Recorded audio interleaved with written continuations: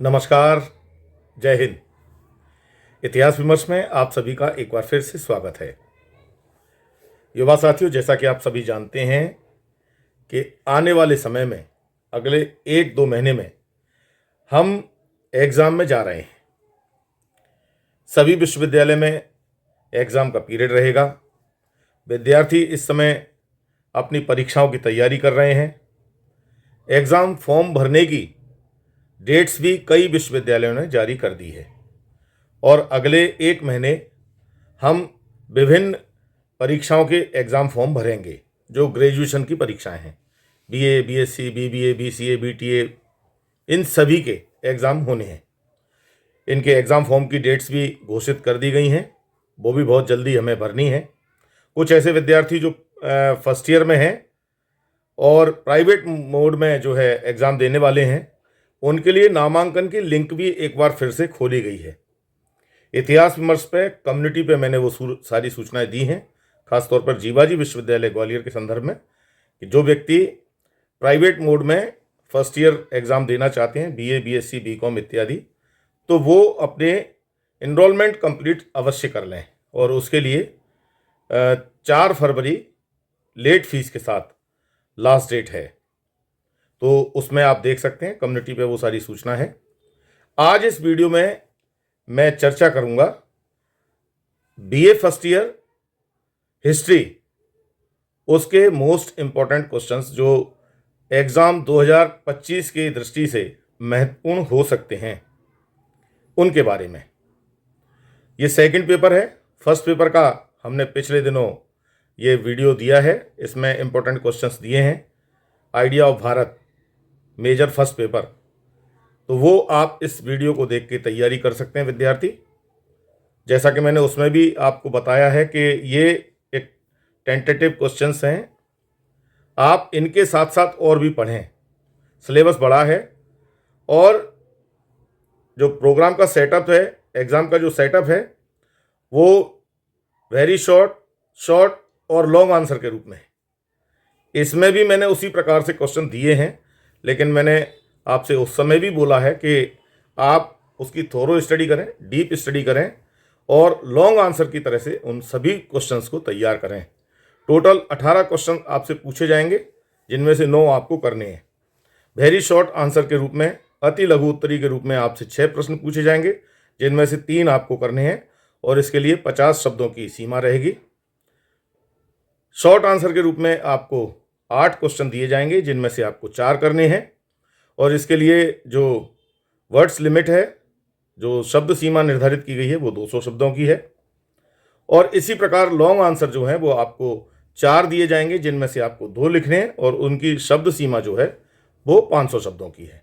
तो इसका ध्यान रखना है, लेकिन हमें डिटेल पढ़ने से ये लाभ होगा कि कोई भी अगर क्वेश्चन ऊपर नीचे होता है तो हम उसको आसानी से लिख सकेंगे।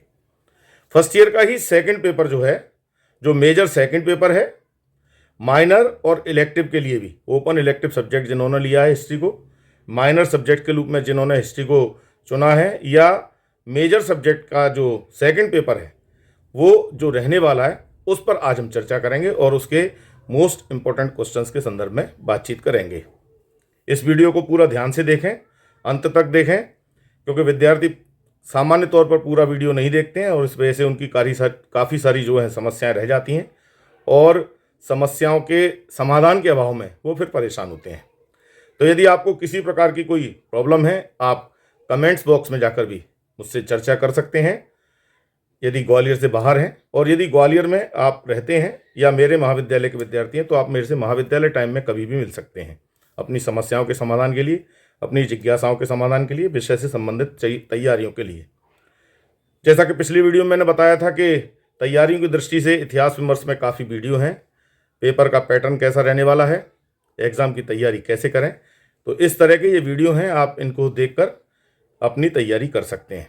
जिन विद्यार्थियों ने केवल माइनर या इलेक्टिव सब्जेक्ट के रूप में हिस्ट्री लिया है, वे सिलेबस देखना चाहें तो आप इस वीडियो में बीए फर्स्ट ईयर हिस्ट्री का मेजर, माइनर और इलेक्टिव तीनों का सिलेबस देख सकते हैं। इस सिलेबस के आधार पर आप अपनी तैयारी कर सकते हैं। आज हम जिस पेपर की चर्चा कर रहे हैं वह है प्राचीन भारत का इतिहास, और ये प्रारंभ से लेके 1200 5 ईस्वी तक इसको हम पढ़ेंगे। तो प्रारंभ से लेके बिगिनिंग टू 1205 एडी ये इसका टाइम रहेगा, हिस्ट्री ऑफ एंशंट इंडिया, प्राचीन भारत के इतिहास के बारे में। तो आज इसमें हम चर्चा करेंगे, चूंकि इसका पीरियड बहुत लेंदी है, काफ़ी बड़ा है, क्योंकि हम प्री हिस्ट्री से लेके और इसको एंशंट पीरियड में यानी राजपूत काल तक 1205 ईस्वी सन तक हम इसमें अध्ययन करने वाले हैं। तो काफ़ी बड़ा इतिहास है इसमें, प्री, प्रोटो और हिस्ट्री तीनों ही पार्ट इसमें कंप्लीट सम्मिलित होते हैं, प्री हिस्ट्री, प्रोटो हिस्ट्री और हिस्ट्री। तो इस दृष्टि से इसका सिलेबस बहुत बड़ा है, इसमें पूरा राजपूत काल भी आ जाएगा।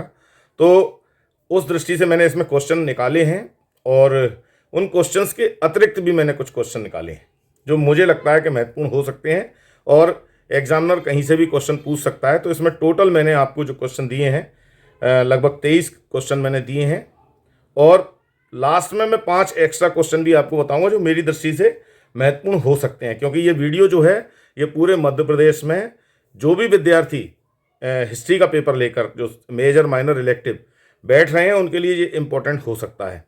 पूरे प्रदेश में एनईपी के माध्यम से जो एग्ज़ाम हो रहे हैं ओपन यूनिवर्सिटी में और रेगुलर यूनिवर्सिटीज़ में, सारे विश्वविद्यालय, सारे ऑटोनोमस कॉलेजेस, सारे गवर्नमेंट और प्राइवेट कॉलेजेस, सभी कॉलेजेस में ये सिलेबस लागू है।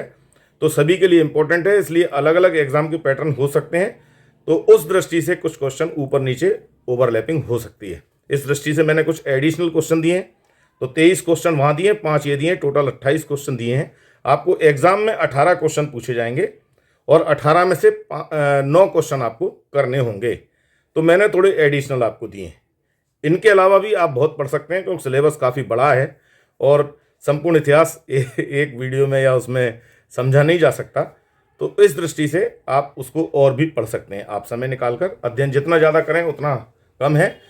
तो आप देखिए, अब हम प्रारंभ करते हैं। पहले हम शुरू करेंगे वेरी शॉर्ट आंसर।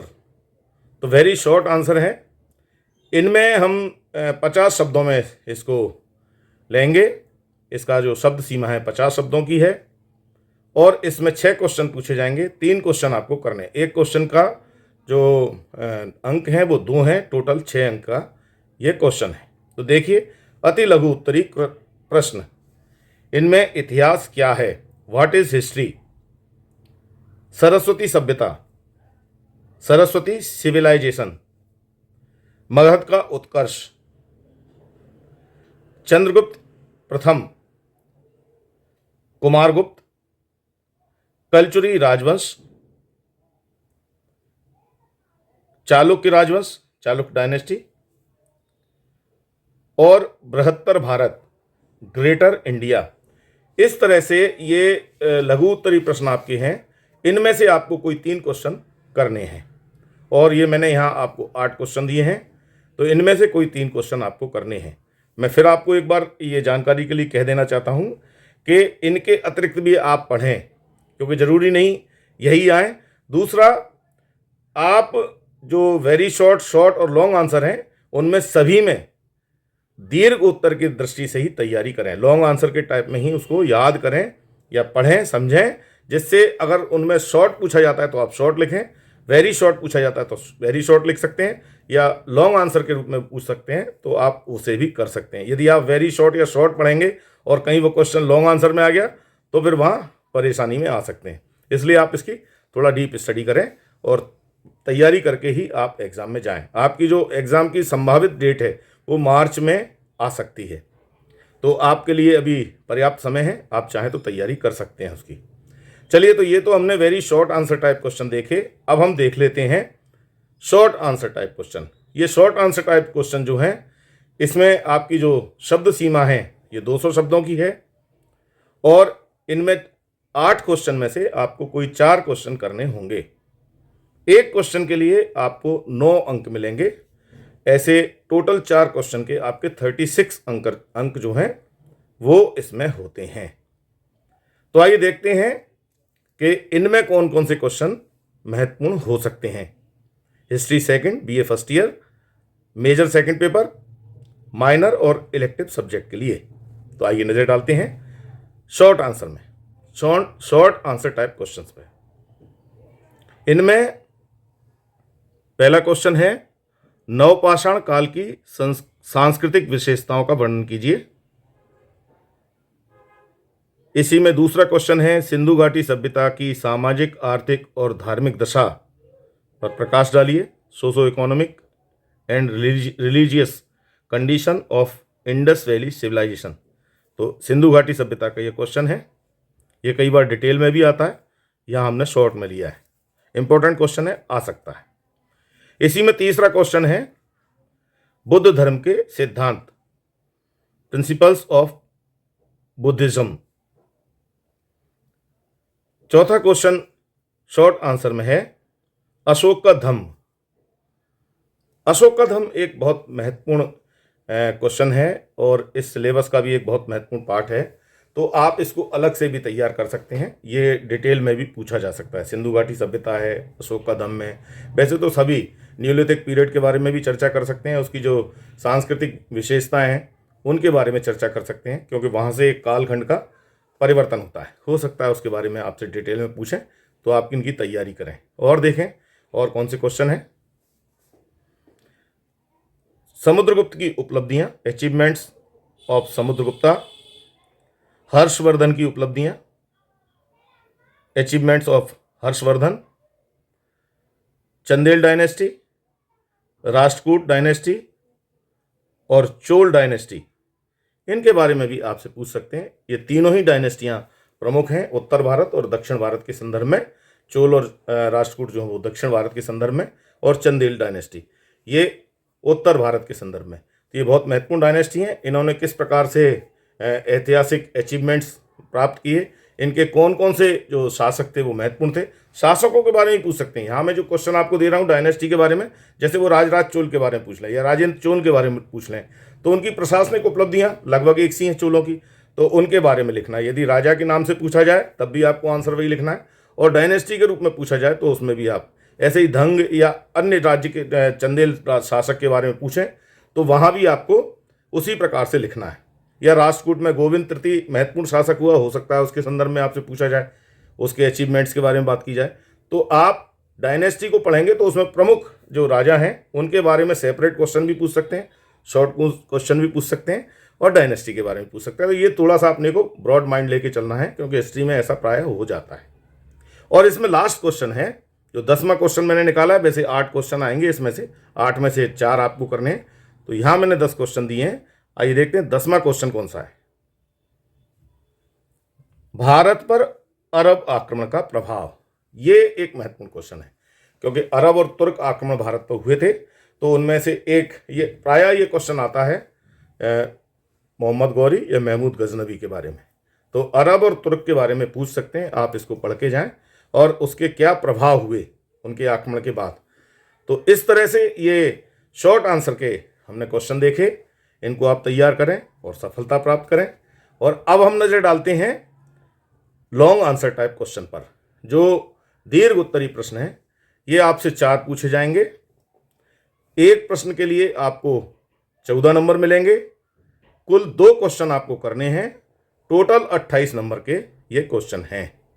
तो आइए देखते हैं, और इनमें आपको 500 शब्दों की समय सीमा निर्धारित की गई है। तो इसमें देखते हैं कौन कौन से क्वेश्चन बन रहे हैं। इसमें है प्राचीन भारतीय इतिहास के प्रमुख स्रोतों की व्याख्या कीजिए। ये बहुत महत्वपूर्ण क्वेश्चन है। प्राचीन भारतीय इतिहास को जानने के कौन कौन से प्रमुख साधन हैं। मैंने अलग से भी वीडियो बनाए हैं, आप चाहें तो उनको देख सकते हैं। इन सभी विषयों में, बहुत सारे विषयों पर मैंने वीडियो बनाए हैं। कुछ मैंने इसमें क्वेश्चन नहीं दिए हैं, लेकिन वो आपके लिए आ सकते हैं। तो आप इतिहास विमर्श में आप जो प्लेलिस्ट है उसमें जाएं, और प्लेलिस्ट में जाकर आप नीचे देखेंगे शैक्षिक चर्चा। उस शैक्षिक चर्चा में ये सारे वीडियो आपको मिलने वाले हैं। इसमें आपको सिलेबस, पिछले वर्षों के जो महत्वपूर्ण क्वेश्चन हैं, इंपॉर्टेंट क्वेश्चंस हैं, वो भी आप वहाँ देख सकते हैं। जैसे कई बार हमें पुराने पेपर नहीं मिल पाते, तो आप इनके माध्यम से अपनी तैयारी कर सकते हैं कि पिछले वर्षों में कैसे पेपर आए, फाउंडेशन में किस प्रकार सा पेपर आएगा। फर्स्ट ईयर के बच्चों के लिए बहुत सी चीज़ें नई हैं, तो आपको ये देखना चाहिए। या प्रोजेक्ट है, या वोकेशनल सब्जेक्ट की फ़ाइल कैसे बनेगी, प्रोजेक्ट की फ़ाइल कैसे बनेगी, इतिहास विमर्श पे सब है, आप इसे देख सकते हैं। शैक्षिक चर्चा में जाएं प्लेलिस्ट में और उसे स्क्रॉल करें ऊपर, तो आपको वो सारे वीडियोस दिखेंगे।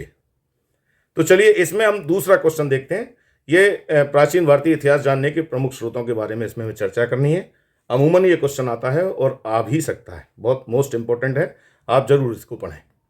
सेकंड क्वेश्चन इसमें है, मौर्य प्रशासन पर एक निबंध लिखिए। जो मौर्य प्रशासन है चंद्रगुप्त मौर्य से लेकर अशोक तक का, तो किस प्रकार का मौर्य प्रशासन था, उसकी क्या विशेषताएं थी, उन सब के ऊपर हम इस पर चर्चा करना है। तो आप मौर्य प्रशासन पर भी तैयारी करें। एक बहुत महत्वपूर्ण डायनेस्टी है और यहाँ से भारत में परिवर्तन का दौर प्रारंभ होता है, तो ये उस दृष्टि से भी महत्वपूर्ण है, तो इसे आप पढ़िए। तीसरा क्वेश्चन इसमें है, गुप्त काल को स्वर्णकाल क्यों कहते हैं? गुप्त काल को स्वर्णकाल क्यों कहते हैं? अब ये गुप्त काल को स्वर्णकाल क्यों कहते हैं, ये बहुत महत्वपूर्ण क्वेश्चन है और प्राय लोग इसके बारे में गलत आंसर लिखते हैं, क्योंकि हम लोग वैल्यूएशन जब करते हैं तो देखते हैं विद्यार्थी उसको समझ नहीं पा रहे और वो शब्दार्थ पे चले जाते हैं, तो वो स्वर्णकाल दूसरे संदर्भों में लिख देते हैं। स्वर्णकाल क्यों है, क्या कारण है, एक वीडियो मैंने गुप्त काल को स्वर्णकाल क्यों कहते हैं उस पर भी तैयार किया है, आप चाहें तो सेपरेट उससे देख भी सकते हैं। ये मोस्ट इंपॉर्टेंट क्वेश्चन है, प्रायः पूछा जाता है प्रत्येक विश्वविद्यालय में, तो आप इसको तैयार जरूर करें। अगला क्वेश्चन देखें इसमें कौन सा है। मैं यहाँ 4 क्वेश्चन पूछे जाएंगे, मैंने यहाँ 5 दिए हैं, तो आप उन्हें भी देखें। अगला क्वेश्चन है, राजपूतों की उत्पत्ति के प्रमुख सिद्धांतों का वर्णन कीजिए या उनकी विवेचना कीजिए। राजपूत जो राजवंश हैं, इनकी उत्पत्ति के कौन कौन से सिद्धांत हैं? अग्निकुंड का सिद्धांत है, हारिति के कमंडल का सिद्धांत है, और अन्य सिद्धांत जो भी हैं वो कौन कौन से सिद्धांत हैं, उनके बारे में आपको जो प्रमुख सिद्धांत हैं उनकी चर्चा इसमें करनी है। अगला क्वेश्चन देखें, भारत पर हुए तुर्क आक्रमण और उसके प्रभावों की विवेचना कीजिए। भारत पर हुए जो अरब और तुर्क आक्रमण हैं उनके प्रभावों के बारे में हमें इसमें चर्चा करनी है। तो इस प्रकार से ये आपको लॉन्ग आंसर के रूप में क्वेश्चन मिल जाएंगे। और मैंने जो कुछ इंपॉर्टेंट क्वेश्चन और भी दिए हैं जो मुझे लगते हैं कि ये भी एक महत्वपूर्ण पार्ट हैं इस सिलेबस के, इनको भी आप देख लें तो ज़्यादा अच्छा है। ये अतिरिक्त क्वेश्चन हैं तो एक नज़र इन पे भी डालें।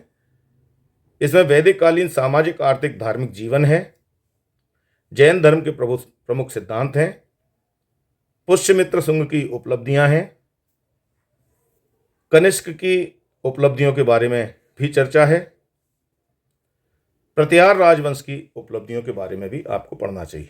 मिहिर भोज इत्यादि ने क्या काम किया या कनिष्क की उपलब्धियां क्या हैं, भूविष्क वासिष्क कनिष्क में से कनिष्क श्रेष्ठ था, क्यों था, क्या कारण था, क्या उसने परिवर्तन किए कुषाण काल में, वो सारी की सारी चीज़ें इसमें आपको लिखनी है।